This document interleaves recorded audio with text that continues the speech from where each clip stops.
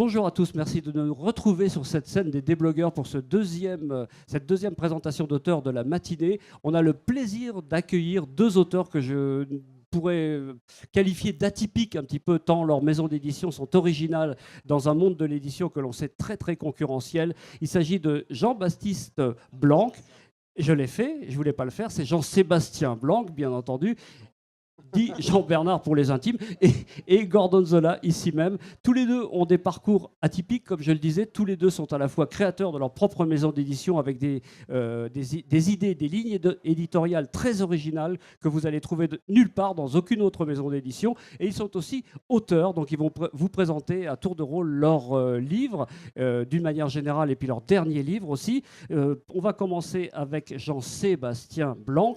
Voilà, il revisite avec des livres que vous voyez là, qui sont vraiment d'un classicisme extraordinaire et qui sont très très beaux, reliés sur tranches, dorés, etc. Voilà, Pinocchio, qui n'a pas rêvé gamin en regardant les films, les dessins animés de Pinocchio, en le relisant, les étonnantes aventures de Renard et de son compère Isengrin. On étudiait ça à l'école quand on était petit. Ça continue de fasciner des générations de gamins heureux qui, comme Ulysse, bon voilà, la saga d'Ulysse aussi. Et puis tout à l'heure, avec Jean-Sébastien, on va parler un petit peu plus avant du dernier, qui est l'histoire des admirables Don Quichotte et Sancho Panza. Qui n'a pas rêvé aussi sur ces personnages-là? Comment est né, Jean-Sébastien, votre maison d'édition, et quelle est votre ligne éditoriale? Parce que je suis sûr qu'évidemment, j'en ai dit un dixième. Non, mais c'est bien résumé. Bon, merci, au revoir. Allez-y. Merci beaucoup. Non, la ligne éditoriale, en quelques mots, c'est de proposer pour cette collection-là des grandes œuvres avec un grand personnage, ou des grands personnages, des grands héros, dont l'œuvre n'est pas forcément beaucoup lue, paradoxalement. Je pense notamment à Don Quichotte, où peu de gens finalement lisent le roman. On pourrait penser que tout a déjà été fait, même y compris en roman jeunesse, sur ce genre de personnage. Sur Don Quichotte, pas tellement. En réalité, pas tellement. Il y a beaucoup de bandes dessinées. Il y a au 19e siècle, il y avait beaucoup d'adaptations, notamment par la Bibliothèque Rose de Don Quichotte, des résumés, mais sans illustration. Et là, l'idée a été de faire les deux, c'est-à-dire illustration et texte. Avec un format de livre qui est vraiment classique, beau livre, extrêmement qui beau. rappelle un petit peu les livres d'autrefois, Voilà. en n'étant pas trop non plus passéiste et trop vieillot, en essayant de moderniser, de faire des choses aussi un petit peu modernes, une mise en page très moderne, mais rappeler effectivement l'esprit du beau livre d'autrefois. Combien de titres actuellement? 5, le 6e paraît, donc c'est Gargantua et Pantagruel dans un mois. En tout, je voulais dire. 26. 26, donc peu de titres, mais soignés terriblement à chaque fois. Chaque titre prend parfois 2, 3, 4 ans. Ah oui, quand même, d'accord. Donc Pantagruel a pris 4 ans. On peut imaginer le travail qui est en amont.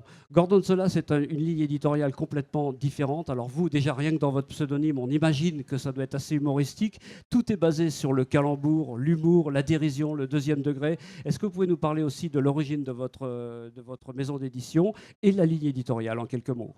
Oui, bonjour. Alors la ligne éditoriale du Léopard Masqué, qui sont les éditions, a été faite pour prescrire le roman comique, réintroduire le burlesque et le loufoque en littérature. Donc toujours avec des textes plutôt un peu écrits, travaillés, mais avec une ligne éditoriale totalement loufoque.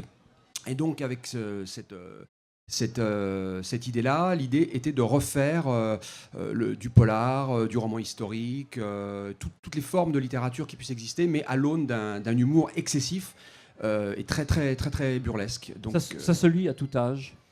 Oui, à tout âge, à partir de 11 ans jusqu'à 111 ans. Avant 11 ans, ça me paraît un peu jeune. Après 111, ça me paraît un peu vieux. C'est compliqué. Oui, mais il faut être bon lecteur dans les deux cas, de toute façon. Donc, voilà.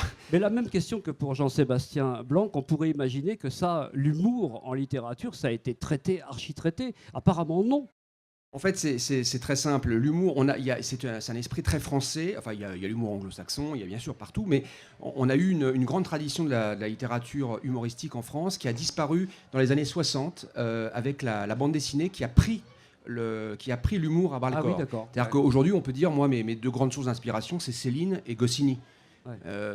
Pour moi, qui sont deux génies dans des genres très différents, mais l'humour a été vraiment absorbé par la BD, et le roman est devenu, avec le nouveau roman et le roman très, très nombriliste qui est arrivé avec les années 70-80, est devenu plus sérieux. Il s'est pris très au sérieux. Et donc, dégageant un petit peu les romans excessivement humoristiques. Ça rejoint un peu ce que disait Jean-Sébastien tout à l'heure, à savoir qu'effectivement, cette littérature pour enfants, elle était traitée dans la bande dessinée, mais pas forcément dans le livre lui-même. C'est une occasion de vous repasser la parole et de reparler du dernier. Donc, c'est l'histoire des admirables Don Quichotte et Sancho Panza. Qu'est-ce qu'on peut en dire de plus de ce livre? Sur quoi vous êtes parti? Sur quel texte? Est-ce que vous l'avez retravaillé? Est-ce qu'il est réécrit pour les enfants? Comment ça marche? Alors, c'était vraiment un défi de proposer une adaptation en 200 pages d'un livre qui en compte plusieurs milliers, Ah oui. qui est très difficile à lire. Moi, j'invite tous ceux qui ne connaissent pas Don Quichotte ne serait-ce qu'à essayer de le découvrir. Donc, l'idée, c'était, partant du fait que 99,9% de la population n'a pas lu et ne lira pas Don Quichotte, de proposer une version très courte, accessible, mais en essayant quand même de donner un aperçu du texte, de la qualité du texte de Cervantes, un texte absolument admirable. D'où les 3 ans de travail, j'imagine, parce que vous prenez le texte de Cervantes et vous le réécrivez. Au fond, ce bouquin, il pourrait être signé Cervantes, Jean-Sébastien. Alors, j'explique tout ça d'ailleurs dans l'avant-propos. J'espère que Cervantes, là-haut, ne m'en voudra pas. J'ai tout fait pour essayer d'être le plus fidèle possible, de le respecter. C'est évidemment pas son texte, c'est un texte retravaillé sur la base du sien. Oui, oui. De la même manière, j'ai fait la même chose avec Rabelais, Oui. avec Gargantua et Pantagruel qui va sortir le mois prochain. C'est un très long travail, il faut choisir les extraits, il faut choisir les passages, retravailler quasiment chaque phrase en essayant d'être le plus proche possible du texte d'origine, mais de faire passer une phrase de 10 lignes à 2 lignes. On comprend le travail éditorial énorme, mais votre travail aussi derrière, et les illustrations qui sont Absolument. magnifiques dans ce qui collent au bouquin-là. texte. Peut-être Gorgonzola, alors là c'est une optique complètement différente, c'est vraiment des textes originaux qui sont écrits par différents auteurs et principalement par vous. Est-ce que vous pouvez donner, juste pour donner envie à nos... Non mais il y en a eu plusieurs quand même. C'est vrai. Surtout vous, mais il y a eu donner envie aux gens qui sont là, qui nous écoutent, avec quelques titres particulièrement saignants, pour donner un peu l'idée de la ligne éditoriale et puis du délire que c'est. Disons que j'ai commencé la série avec un commissaire qui s'appelle Guillaume Suitôme, qui est mon commissaire de police récurrent, parce que je suis bilingue en jeu de mots. Donc Guillaume Suitôme, que j'ai initié avec les suppositoires, Voilà. la fosse celtique, la dérive des incontinents, qui veut la peau de Marc Lévy. Après, il y a eu du roman historico-burlesque avec J'écluse, qui est l'affaire Dreyfus vue par un policier alcoolique. Le Père de Noël est-il une ordure? Il y en a vraiment, je sais pas, il y en a une cinquantaine. Combien, donc oui, aujourd'hui, il y a 50 ouvrages en tout. Une cinquantaine d'ouvrages, oui. Voilà. Puis il y a la série des Saintins aussi, qui sont les aventures du fils présumé de Tintin. Donc là, le Crado Pincefort, le vol, les 714 Porcinet, le spectre du Tocard. Enfin, il y a tous les vous Tintins. en avez amené un, donc vous Alors j'ai amené un des derniers. Envie de parler de celui-là. Oui, qui s'appelle Le Père de Noël est-il une ordure, qui est un livre assez intéressant dans le sens où c'est tiré vraiment d'une histoire vraie, qui était De Noël était l'éditeur qui a découvert Céline en 32 avec Le Voyage au bout de la nuit. Il a été assassiné dans des conditions très mystérieuses, jamais élucidées, et on sait assez peu que les éditions de Noël ont été rachetées à l'époque par Gallimard, qui possède les éditions de Noël depuis cette époque-là. Et le crime lui-même, et c'est pire que du Agatha Christie, si je puis dire, c'est un crime jamais élucidé, mais très particulier. Mais on peut faire rire avec ça, on peut faire rire avec tout, voilà, paraît-il. Mais comment vous arrivez à trouver un angle humoristique avec un thème comme celui-là? Parce que vous décrivez un crime quand même. Oui, je crée un crime, mais je crée des personnages autour de la réalité. C'est-à-dire que j'ai un personnage qui est un avocat de l'édition de l'époque, et qui est un humaniste, et qui va se prendre de passion pour les femmes en détresse, et il crée une association SOS Femmes Tondues. Donc il y a des scènes de comédie assez délirantes, parce qu'évidemment la jonction entre le drame des femmes tondues, la collaboration et l'humour n'est pas évident au premier abord, mais c'est ça qui est intéressant sur l'exercice de style, c'est de jouer avec tout ça et de créer la surprise et donc le rire derrière. Vous semblez avoir une imagination absolument intarissable. Moi, je vous suis depuis très très longtemps. Je vois le nombre de titres qui sortent, et à chaque fois, le titre est délirant et le contenu l'est encore plus. Où est-ce que vous puisez ça, et quand est-ce que vous dormez aussi au passage? Alors, où je puise ça, je ne sais pas. Le jour où j'ai trouvé, j'écris un livre dessus et je fais fortune. Mais non, voilà, c'est l'imagination, ça se contrôle pas trop. Mais bon, après, voilà, tant que ça va, tant que j'ai le robinet coule, j'en profite.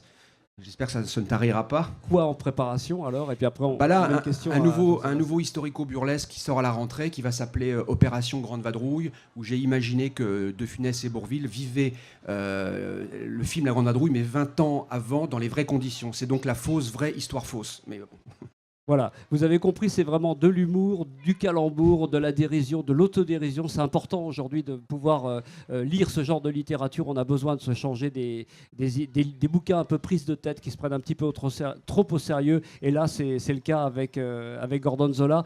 Pour revenir encore une fois avec Jean-Sébastien Blanc aussi, et les éditions, on ne l'a pas dit tout à l'heure, c'est les éditions Alzaban. Important, donc Le Léopard Masqué, Alzaban.